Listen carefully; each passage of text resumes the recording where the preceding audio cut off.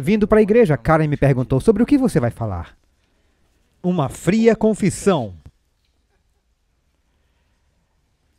E isso é porque hoje eu vou fazer uma fria confissão. Eu vou compartilhar algo muito pessoal com vocês e fazer uma confissão. Vocês já ouviram que uma confissão faz bem para a alma, mas muito mal para a reputação. E talvez seja o caso hoje. Mas o seu pastor era viciado e envolvido em abuso de substâncias por mais de 30 anos. Sim, vocês estão vendo a substância aí na tela agora mesmo. Vocês acham que eu estou brincando? Um pouco disso pode ser meio irônico, mas tem um ponto.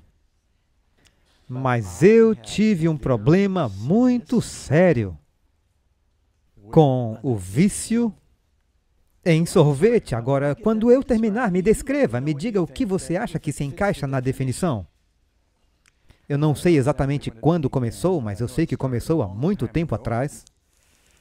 E meu abuso de substâncias começou inocentemente. E eu quero deixar claro desde agora, eu não estou dizendo que comer sorvete é um pecado. Isso ficou claro, mas foi o ponto em que chegou para mim.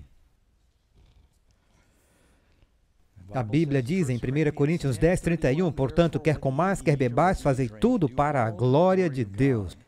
E eu certamente não estava fazendo isso para a glória de Deus. Agora, eu não sei se alguém de vocês vai lembrar que anos atrás tinha um sorveteiro que subia e descia as ruas do bairro. E tocava uma campainha e tocava uma música. Eu não me lembro que música era. Alguém lembra daquele rapaz bem-humorado? Vocês têm boas lembranças daqueles dias quentes de verão em que você ouvia aquela música, era como se os portões do céu estivessem se abrindo. E você ouvia aquela música tocando e aquele carrinho branco surgia e todas as crianças se amontoavam em certos pontos da rua e quase se jogavam na frente do veículo. E ele vinha, e geralmente ele era amigável, e lá no carrinho, ele tinha um tipo de gelo seco, era sempre incrível para mim. Ele me mostrou um pedaço do gelo seco e a névoa subindo, e ele pegava aquelas guloseimas exóticas, e eu me lembro de algumas das minhas favoritas. Eles tinham um chamado foguete arco-íris, era um picolé duplo, tinha 2 palitos que passavam por ele, e você podia quebrá-lo e repartir com um amigo, por isso eu sempre partia um foguete arco-íris. Era tudo corante e produtos químicos, mas era delicioso. Provavelmente era só xarope de milho.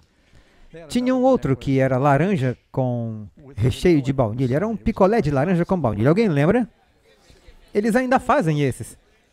Eles ainda têm caminhões de sorvete em alguns bairros de Sacramento. Vocês já ouviram falar deles? E é engraçado, eu lembro que eu estava na casa de Bonnie não faz muito tempo. Eu ouvi um passando pela vizinhança.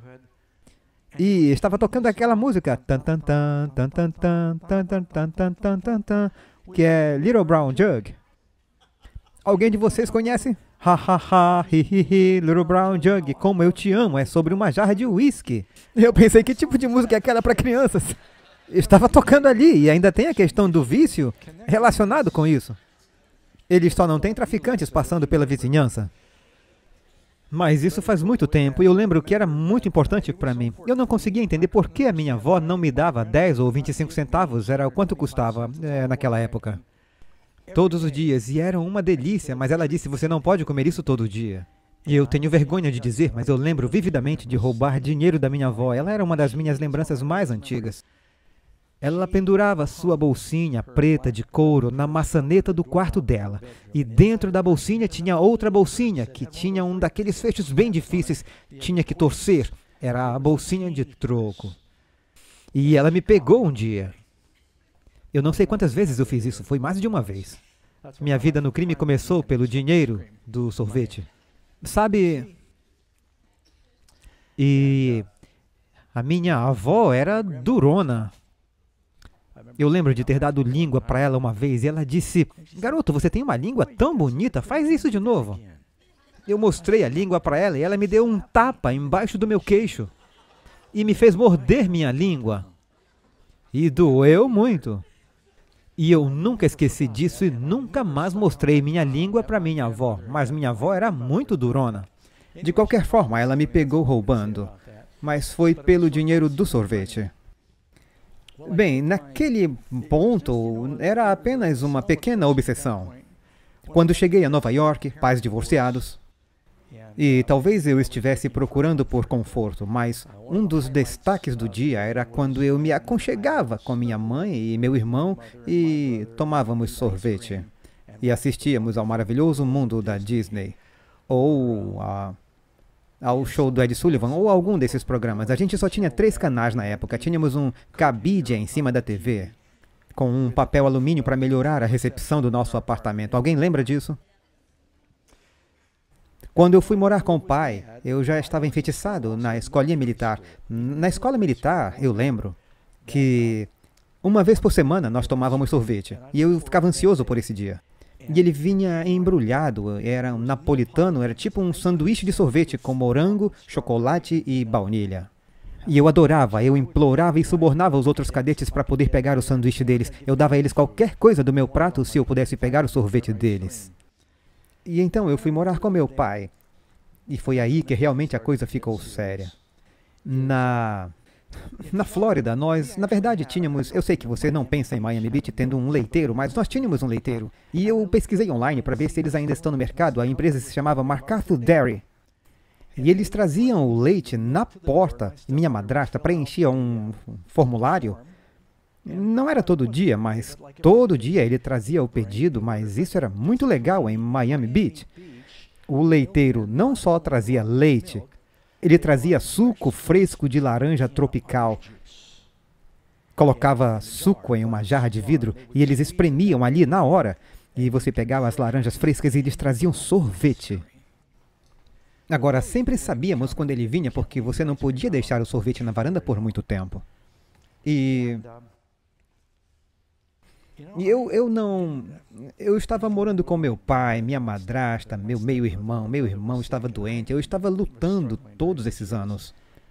E um dos prazeres para mim era que eu tomava meio litro de sorvete e despejava um suco de laranja tropicana. E aquela mistura alaranjada me fazia lembrar daquele homem bem-humorado. E era muito bom, mas chegou um dia, a minha madrasta começou a dizer quem comeu todo o sorvete. Porque eu estava comendo todo o sorvete, quer dizer, eu comecei a fazer isso todos os dias.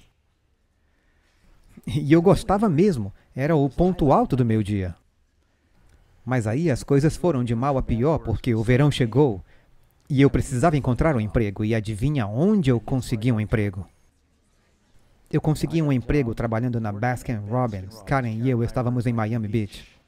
Não faz muito tempo eu a levei, eu tentei descobrir onde ficava a velha sorveteria, e eu acho que não está mais lá no Shopping Lincoln, mas eu trabalhei na 31 Sabores. E o dono era Elise Scott. E eu me lembro quando ele me contratou, eu tinha apenas 14 ou 15 anos.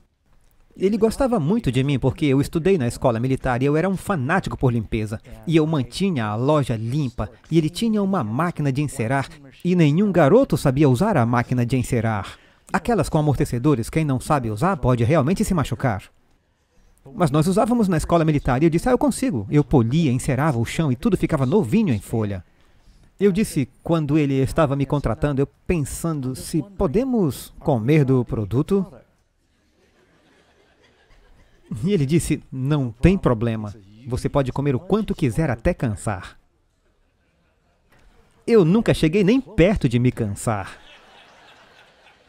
Ele tinha...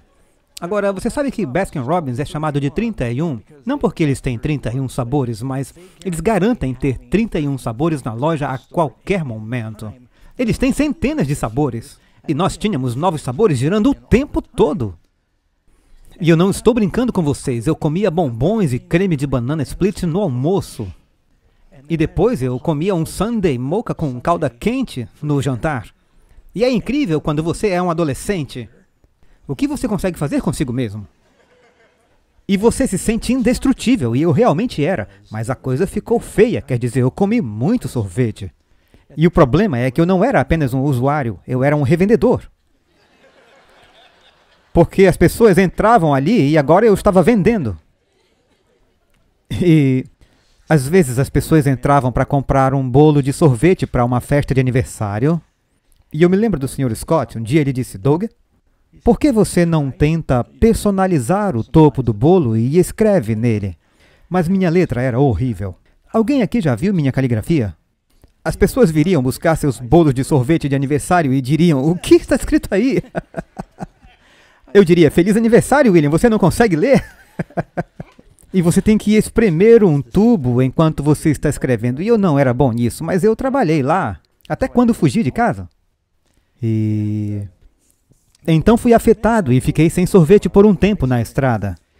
Mas mesmo quando mudei para as montanhas em uma caverna, sem refrigeração, obviamente, um caminho muito longo até a cidade, altura cansativa, era o deserto. Naquela época, eles tinham farmácias baratas em todo lugar. Eu não vejo mais aquelas farmácias, evidentemente estão fora do mercado. Não sei se você ainda pode comprar sorvete a preço baixo, mas em todas as drogarias, eles tinham um balcão de sorvetes. Vocês se lembram? Eu não estou brincando. Alguém lembra quando uma colher custava 5 centavos? E você podia comprar uma colher tripla por 15 centavos. Vá agora tentar encontrar isso. Mas quando se mora numa caverna no deserto e não tem refrigeração, o destaque para mim foi que eu saía para pedir moedas e ver se eu conseguia 15 centavos. Eu pedia na rua: por favor, você tem 15 centavos para eu comer alguma coisa? Eu não dizia o que eu ia comer. Mas é verdade, eu gastava meus últimos 15 centavos em sorvete. E eu me lembro, eu não era o único. Para muitos era grande coisa. E havia outros que viviam no deserto. A maioria deles vivia no primeiro vale, atrás do canyon. E eu me lembro que um dia eu estava passeando na rua com os meus amigos e um garotinho saiu da farmácia com uma bola tripla de sorvete. E ele não prestou atenção. O cara do sorvete no balcão, quando é um triplo, você pega o seu sorvete, o mesmo cara que trabalha no caixa trabalha no balcão. E ele nem sempre sabia o que fazer com o sorvete. E ele não pressionou aquela primeira bola. Tem que ser pressionada no cone ou pode se desprender. E ele tinha uma bola tripla e o menino saiu na rua e ele se virou e a coisa caiu do cone. Mas não se espalhou no chão quando caiu, ainda estava intacto, com 3 conchas. Eu reproduzi isso, tem um pouco de Photoshop. Mas parecia isso aí. 3 bolas no chão como peças de uma torre apontando para cima. E a criança começou a chorar, e os pais entraram: vamos pagar outro para você. Eles entraram na loja e eu estou ali com os meus amigos. E ficamos olhando para aquilo. Eu disse: apenas uma parte caiu no chão, o garoto nem lambeu ainda. E se ele lambeu, a parte lambida ficou no chão, as outras bolas ainda estão boas. E enquanto processávamos isso, antes que eu pudesse agir de acordo com o meu pensamento, meu amigo Rich ficou de 4 e começou a comer o sorvete da rua, assim. Sério, eu não fiz isso. Mas eu pensei, porque eu achava que era um sorvete perfeitamente bom, que estava indo para o lixo agora. E eu fiquei bravo porque o Rich fez isso primeiro. Porque eu realmente havia comido mal. E eu não comeria só um sorvete triplo. Eu comia um quando chegava à cidade e mais tarde comia outro antes de subir a colina. E esse teria que durar para mim. Eu costumava me perguntar por que isso era tão importante para mim. Mais tarde eu descobri que havia um estudo. E acredite ou não, existe um jornal de pesquisa médica de investigação clínica. Este é um estudo feito em 2011. Uma equipe de pesquisadores lideradas por Lucas van Ondenhove, Universidade da Bélgica, e eles publicaram imagens da atividade cerebral durante um momento de tristeza, e tiveram 12 voluntários que tiveram seus cérebros escaneados com uma ressonância magnética e também concordaram em ter um tubo de alimentação colocado em seu estômago. E mostraram imagens neutras ou tristes, e então avaliaram como se sentiram em uma escala de 1 a 9. E quando eles estavam se sentindo tristes, então injetavam em seus estômagos uma solução. Alguns nem sabiam o que estava acontecendo em seus estômagos. Alguns deles, então, engordavam essa solução que seria semelhante ao que você encontraria no sorvete. E então eles os avaliavam depois. E eles descobriram em quase todos os casos, aqueles que ficavam tristes depois de receber a solução gordurosa, diz que o efeito foi significativo. No sentido farmacológico, a solução gordurosa reduzia a intensidade das emoções tristes quase pela metade, o que é quase tanto quanto qualquer antidepressivo prescrito pode fazer. Então você pode se perguntar por que você acha que sorvete era comida reconfortante? Finalmente, eles fizeram uma pesquisa para dizer que realmente funciona como um antidepressivo. Então você poderia dizer que eu era um viciado em antidepressivos. Mas veio na forma de Häagen-Dazs. E isso foi muito sério. Agora, você acha que eu estou brincando? Você sabe que a Bíblia diz que um pouco de certas coisas está bem. Mas algo pode ser levado para um extremo e se tornar pecado. Eclesiastes 10:17 diz: Bem-aventurada és tu, ó terra, quando teu rei é filho de nobres e teus príncipes festejam na hora certa, por força e não por embriaguez. Quero dizer que foi um excesso comigo. E mesmo quando mudei para fora da caverna em que eu vivi, por um tempo eu tive um negócio de carnes, eu vivia em Palm Springs. Eu não estou brincando com vocês. Eu comia sorvete todas as noites. E comia mais de uma vez, eu comia meio litro. Uma vez eu comi 1 litro inteiro. Fiquei acordado até tarde e ouvi os comerciais de Carl Worthington em uma pequena TV preto e branco. Eu nem sabia quem era Carl Worthington, eu estava ali vendo Carl. Agora, isso é deprimente, não é? Mas sabe, quando você tem 19 ou 20 anos, é incrível o quanto você pode comer. Karen, eu não posso acreditar, agora que os meninos foram para a faculdade, abrimos a geladeira e ainda tem comida na geladeira. É incrível. Mas eu quero dizer que eu realmente eu tive um problema. E mesmo depois de me mudar para as colinas em Cave Love e ser batizado, foi aí que eu acho que realmente ficou sério. Sabe, quando você desiste de seus vícios e só tem algumas sobras, você busca compensar. E como eu desisti das drogas, fumar, beber, tudo que me restava era sorvete. Então você realmente exagera. E eu me lembro de morar em Cave Love. E eu citava a Bíblia e dizia: Deus está nos levando para uma terra que mana leite e mel. Deus acredita em sorvete. E isso é comida celestial, quer dizer, por que ele diria que vai levar-nos para uma terra que emana leite e mel? E então eu fui até uma loja e encontrei Häagen-Dazs mel baunilha e disse: louvado seja Deus. Isso é bíblico. E eu tinha as escrituras para isso. Mas há um verso que diz que se você encontrou mel, Provérbios 25:16, se você encontrou mel, coma apenas o quanto você precisa, para não ficar cheio dele e vomitar. Algumas coisas que são boas, que deveriam ser um mimo que Deus abençoa, você pode fazer em excesso. Agora, eu estou compartilhando um princípio muito importante com vocês hoje. Eu sei que você está rindo e eu também estou contribuindo para isso, pois um pouco do que eu estou dizendo é irônico, mas eu estou compartilhando essa odisseia com você, porque tem a ver com a vida real. Eu estou compartilhando a verdade, não estou inventando nada. Quero dizer, eu fui viciado. Por anos, eu olho para trás e ali é que a minha vida foi definida. Tirei as minhas amígdalas quando eu tinha 8 anos. Minha mãe simplesmente não conseguia entender. Pensei que eu tivesse amígdalas ruins. Eu só estava comendo tantos laticínios que eu não conseguia respirar. Eu não sabia que eu era alérgico a isso. Então, eu me mudei para as colinas e até mesmo ali em Cove Love, eu dirigia uma hora ida e volta para a cidade. Não, 1 hora ida e volta. Não, 1h30 em cada sentido. Obrigada, querida. Tenho uma testemunha aqui. Só para buscar o meu sorvete. E eu tenho vergonha de dizer que eu acho que eu também estava influenciando os outros. Mesmo quando Karen e eu começamos a namorar. Eu dizia: você divide um sorvete comigo? E eu pegava amêndoa de baunilha. E eu comia salmão suíço com baunilha, eu comia o sorvete e ela comia a cobertura de chocolate e amêndoas. Eu lembro que John Loma Kay era muito estranho, sabe? Estávamos na estrada fazendo reuniões evangelísticas. Vai um sorvete, John? Isso era uma má influência. Então pegávamos meio litro de Häagen-Dazs e nos sentávamos. Geralmente estávamos no hotel porque fazíamos reuniões e E eu dizia, você não vai querer? Ele dizia, sim, eu quero, guarde um pouco para mim. Daí eu comia, e então, quanto você quer? Ah, metade, deixa só um pouco para mim. Eu comia o meu e dizia, aqui está o seu. E ele esperava até derreter. Ele gostava que derretesse. Daí ele comia. Eu tinha um outro amigo. Quando eu estava na estrada, nós pegamos um Häagen-Dazs e pegávamos uma faca. E ele dizia, eu vou dividir com você. E ele marcava no meio. E um comia uma metade e o outro comia a outra metade. Mas um dos meus amigos estava comigo outro dia, no final do dia, e eu fui caçar. Eu fui a um safari em busca de sorvete. E eu fui procurar longe. Porque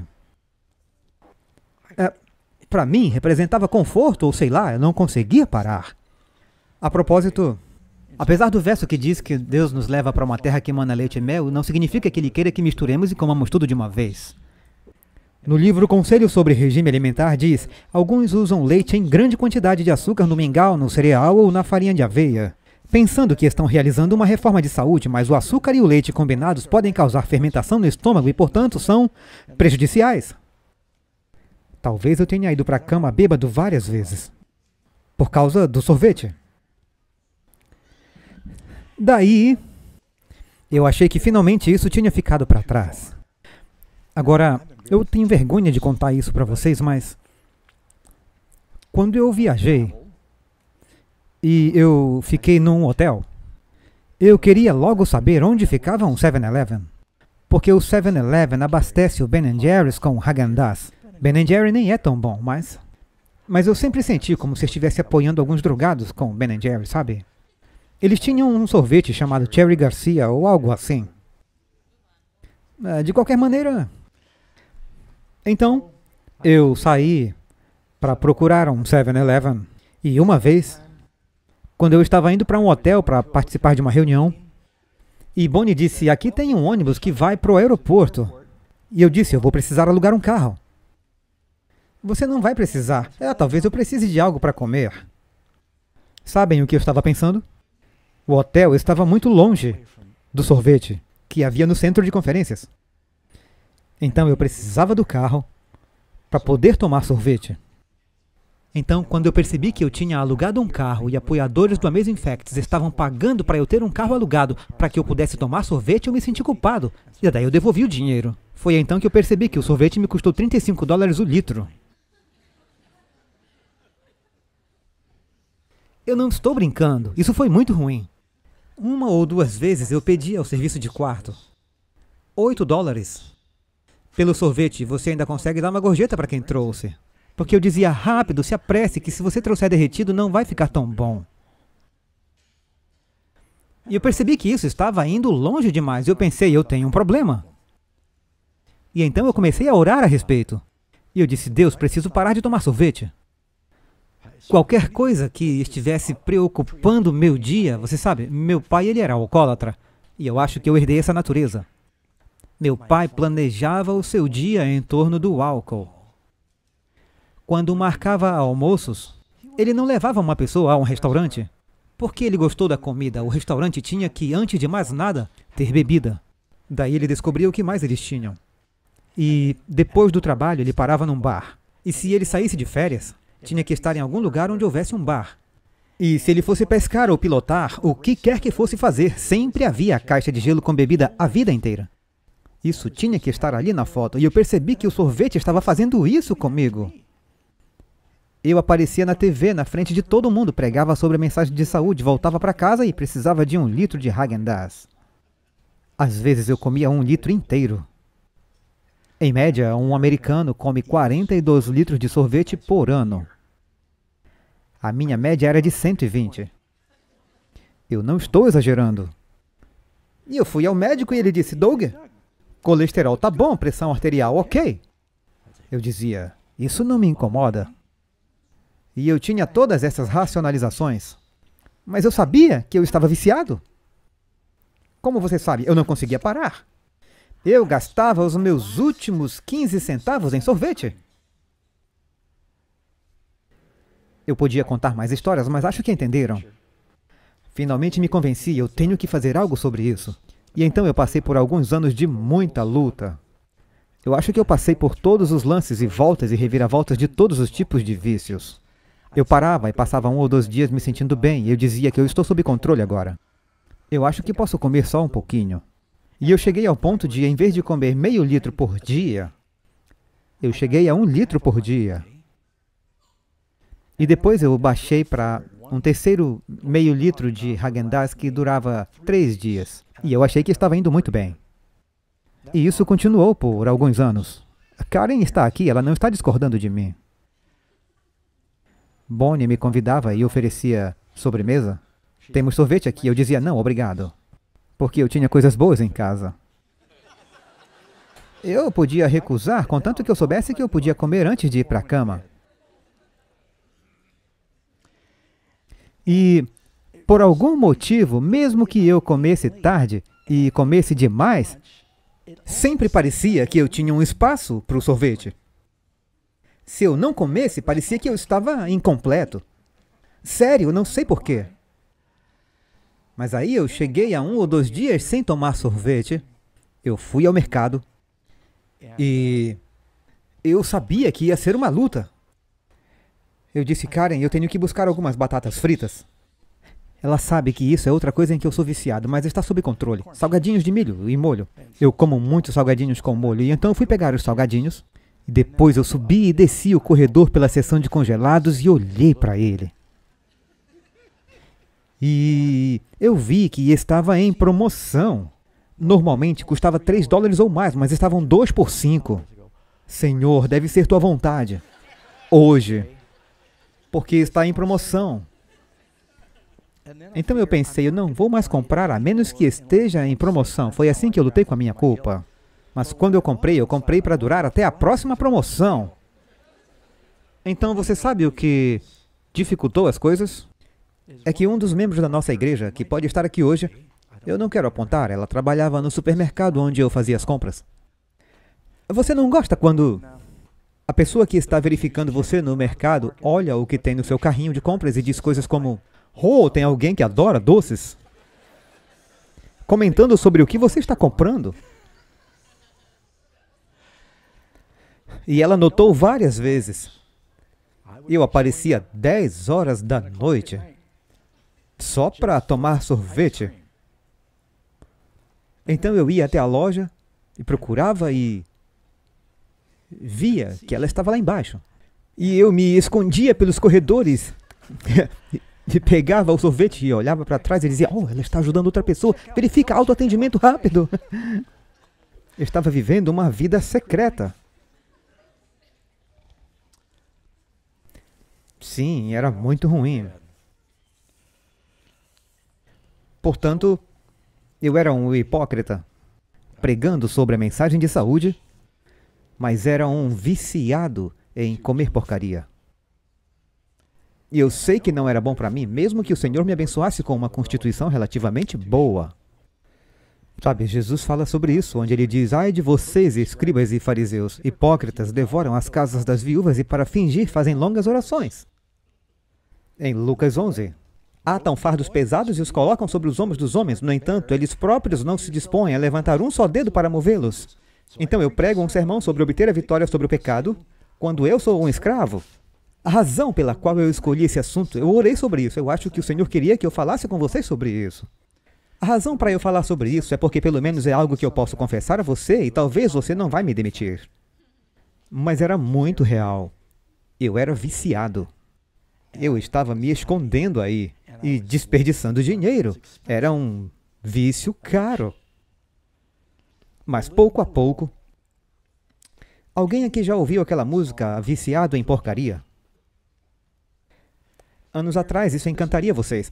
Se você souber a letra dessa música, anos atrás, um cara chamado Larry Grossi escreveu uma música sobre isso. Foi quando os hippies começaram a entrar no movimento de comida saudável. E alguém aqui lembra de Yogi Gibbons e o cereal neutro? Ok. Esse cara escreveu uma música chamada Mr. Natural. E, na verdade, é meio que transmite o tipo de hipocrisia com a qual algumas pessoas lutam com sua vida pública e então você tem o que é real. E a música diz, eu adoro comida orgânica, eu peço mais. Chama-me de Senhor Natural em lojas de produtos naturais. Eu só como sal rosa e o açúcar branco não toca meus lábios. Meus amigos sempre me pedem para levá-los a viagens macrobióticas. Mas à noite eu pego a chave e destranco a minha caixa secreta e levo para o meu armário onde ninguém mais pode ver. Abro a porta lentamente, dou uma olhada de norte a sul. Então uma anfitriã pisca para mim e se joga na minha boca. Eu sou o Senhor Natural, tão saudável quanto eu possa ser. À noite eu sou um viciado em porcaria. Senhor, tenha piedade de mim. E ele tem vários versos que contam uma história semelhante, como todos seus amigos acham que ele é tão natural. Mas o último é realmente muito bom. A música diz: pessoal, ultimamente fui flagrado com um Big Mac na minha respiração, tropeçando em um Sanders com um rosto branco como a morte. Temo que algum dia vão me encontrar de perna esticada na cama, com um punhado de batatas Pringles e um ding-dong na minha cabeça. Durante o dia eu sou o Senhor Natural, tão saudável quanto eu possa ser, mas à noite sou viciado em porcaria. Aqui está falando de viver uma vida dupla. Agora, isso se aplica a várias coisas. Eu estou falando sobre um problema com sorvete. Isso se aplica de maneiras diferentes. Alguns vão ficar constrangidos se convidar o Pastor Doug e tiver sorvete para sobremesa. Não se preocupe, eu consegui a vitória, graças a Deus. Levou anos, mas eu consegui a vitória e eu estou bem. Não estou dizendo que sorvete é pecado. Comprar online não é pecado para todo mundo. Mas eu conheço um pastor que ele fica online e começa a comprar coisas e ele não consegue parar. E a sua casa, a sua garagem estão cheias de produtos que nem foram abertos, que ele comprou impulsivamente em um canal de compras ou alguma venda online, e ele gastou todo o dinheiro de toda a aposentadoria, estava em dívida. Agora, é pecado fazer compras online? Eu fiz isso esse ano. Você pode comprar coisas e pode até economizar, mas algumas pessoas não conseguem. Você pode ter pontos fracos e pensar, bem, isso não é tão ruim, mas ficou grande demais para você e está tomando conta da sua vida. É algo que está desequilibrando sua vida. Algo que você talvez esteja encobrindo. Agora, eu fiquei tão mal que eu estava de joelhos. Você provavelmente nunca pensou que alguém teria que ficar de joelhos e implorar por vitória sobre o sorvete. Mas eu fiquei e finalmente eu disse, Senhor, por um tempo eu desistia, depois eu começava de novo. Eu dizia, estou sob controle, nada de errado com um pouco, mas eu não resistia. Finalmente eu tive que dizer, Senhor, me ajude. E sabe, isso exigiu esforço humano. Mas eu creio que Deus interveio. E como eu fiz meus esforços humanamente, o Senhor então leva embora e Ele dá um poder sobrenatural. Essa é uma declaração nesse sentido. O divino, combinado com o esforço humano, dará a todos vitória perfeita e completa. Toda a mente crente será preenchida com poder consciente. A linguagem da alma será: eu posso todas as coisas por Cristo que me fortalece. Agora, eu quero dizer que na sequência da minha luta pessoal, eu sei que você acha isso meio estranho, mas tem um ponto aqui. Eu louvo a Deus. Você pode achar estranho, eu louvo a Deus, porque eu era um escravo. Isso controlava meu tempo, levava meu dinheiro, e ao final do dia, isso tinha que fazer parte do meu dia. Como se eu associasse isso a conforto e emoção, mas eu era um viciado. Mas o Senhor tirou isso de mim já faz anos. Hoje eu sou vegano. Você pode imaginar que por anos eu estava usando sonho de arroz e leite de amêndoa e leite de soja no meu cereal e dizia a todos, eu sou vegetariano, e eu era. Mas à noite eu era um glutão de sorvete. Durante o dia eu era o Senhor Natural. Mas sabe o que aconteceu de verdade? A razão de eu estar tão animado com isso é que quando finalmente passei 2 semanas sem comer gelado, sem laticínios, comecei a perceber pela primeira vez na minha vida que eu estava respirando. Não estou exagerando. Eu não sabia que tinha alergia a leite. Isso não é sobre religião, é sobre mim e você. Karen ainda come laticínios e as crianças. E eu não estou falando de ser religioso. toda a minha vida eu fui alérgico a leite e não sabia. E eu não conseguia respirar do jeito que as pessoas normais respiram. Eu não sabia disso, eu nem sabia como era, porque mesmo na caverna eu descia e pegava meu sorvete. Mas em 2 semanas isso me afetou. E eu comecei a conseguir respirar. Minha cabeça clareou. Minhas vias nasais clarearam. E quando eu então percebi, então assim é que é respirar, sem bufar e tossir o tempo todo. Amigos, eu estou tão animado que, se você me oferecer sorvete, eu vou dizer, eu gosto de respirar, sem chance. Há benefícios, então graças a Deus, eu quero dizer, eu estou agradecido que eu obtive a vitória neste departamento. Mas a mesma dinâmica com a qual eu luto está levando nossas vidas a algo muito mais sério.